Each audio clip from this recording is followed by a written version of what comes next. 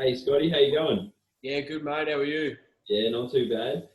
Thanks for coming on today. I really appreciate it. I know your time is quite precious, and you've got a lot of things on the go. Did you want to tell everyone what you do for a living? Yeah, mate. So I'm a bricklayer, and I'm also in Melbourne Masonry, and yeah, we just started another business too, the brick business. So, if you wear a few hats at the moment. Yeah, cool. What do those businesses do? So Melbourne Masonry is a bricklaying company. We service a lot of builders in Melbourne, just doing brick veneer and all sorts of brickwork and block work on new houses and renovations, all sorts. Um, And the brick business is a business designed to help bricklayers succeed in the industry. Through the lessons we've learned over the last few years building up our business, there's a lot of value we feel we can add to the industry and other guys and help them along the journey. And for those watching, I don't think they should be fooled about the fact that you said you're a bricklayer. You're definitely not your average bricklayer. I think knowing you for a long time now, and you've been a client of ours for a couple of years.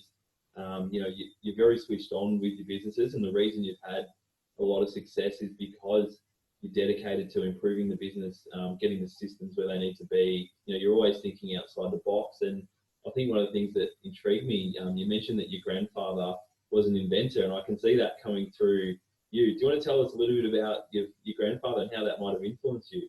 Yeah, so as I get older, I sort of realise more how he shaped the way I think now.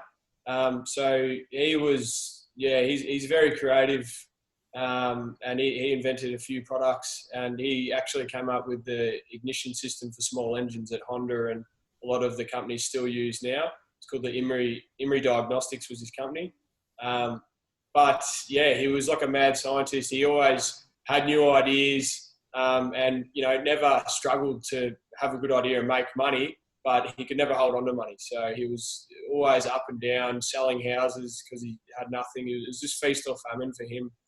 And I think that's, yeah, what shaped me to want to succeed in business and not just focus on creativity and thinking outside the box, but actually, understanding the numbers and a bit and about systems and setting up your business properly to succeed. 100%. Well, based on that, what are the things that you think have caused you to be successful? You're running a highly successful bricklaying and masonry business. You've got a large number of staff on board. You've been sustainable for a long time, and I believe you also started your first business quite young as well, and that was quite successful. What is the key to your success? What are the secrets? I think to start off with, I just enjoyed working hard. That's something I've always liked doing. And yeah, just wanted to lay as many bricks as I can to start off with and work hard. And I think just the journey's probably taught me the success I'd say the journey just, if you want to do more, you need to systemize things so that you can scale what you're doing. That was, I guess, the biggest probably lesson along the journey to learn was how to, if you get really good at something, but then how do you teach someone else, or how do you replicate that to do more of that? So it's not just you, doing everything. You can train people to do what you do, and definitely learning how to scale up and replicate, what you do well, and then it's been able to monitor that as well and make sure that you're hitting KPIs and, motivating your staff. There's a lot that goes into it. But yeah, it's all pretty simple principles it all comes back to. And what sort of tools would you have used to do that? So I think at the moment you're using a number of online tools, obviously quite broadly. Using like a project management tool. At what point in your business did you go, I really need to introduce some technology to help me scale up and create some, predictability with my team members, and to do things like you said, the way that you want them done, which is proven to be successful. Yeah, well, there is definitely a big turning point in your business, and where you need it's completely vital. It's absolutely vital to start introducing these systems, and it's when you get to the point where you're no longer doing all the work or controlling everything. You're actually leaning on other people to make you money and run your business, and that's when it's absolutely vital to have systems in place. We have a project management app which helps us track profits on jobs. We have another scheduling app which helps us, schedule to keep the workflow coming in and not letting builders down. And yeah, you'll notice that when you start to treat it as a business, not just, you're out there laying bricks, making money, and just hoping for the best. You actually, you've got a strategic plan to grow your business, grow crews, and you're making a profit. That's when it is vital to be tracking all of those things and use technology and systems to be able to do that. I think these days as well, the barrier to entry for this type of technology is quite low. For other bricklayers out there, there's tools available, if not now, in the future, that will definitely be able to help them. They would simply just sign up and be on their way. I think the way that we're all heading, it's definitely making it a lot easier for business owners to get organised and make as much profit as they can to continue to grow their business and support their family and continue their mission. So I think it's definitely worth everyone jumping on Google or whatever it may be and just have a look at what's out there. Now, another thing, Scotty, you're into your health and fitness. Tell me how important that is for your business. I think I'm no stickler at the moment for health and fitness. I'm definitely needing to improve things at the moment. But what I do know is when I am really fit and healthy and I'm training, I feel like so much more clarity in my mind, which is such a benefit in running my business. What does your routine look like? What are you doing from a fitness point of view? And do you think that's important for a business owner? Yeah, 100%. I think just healthy body, healthy mind. I think a lot how you feel about yourself will show in your business.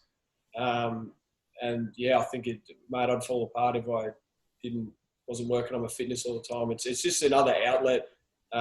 It helps to have multiple outlets. You can't just be you definitely got to be focused in business, but it can't be the only thing that, drives your emotions and everything. You need to have other things you can feel good about. So yeah, I'll try and, I used to be very strict with it and beat myself up if I didn't train every day or follow a certain routine. But now I've just learned to be, very open and just sort of just do what I want to do. So I train 3 or 4 days a week.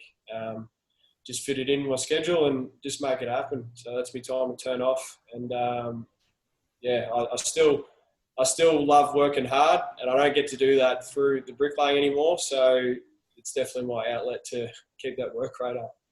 Oh, perfect.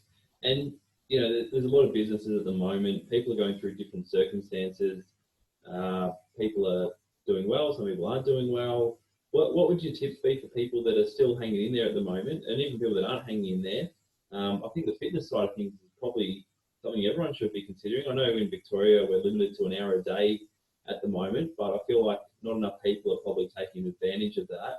I feel like there's probably a lot of people that are feeling like their hands are tied up at the moment, but they don't have to be. What would you say to these people that are going through tough times or even are just steady at the moment? What are some things that they could potentially do?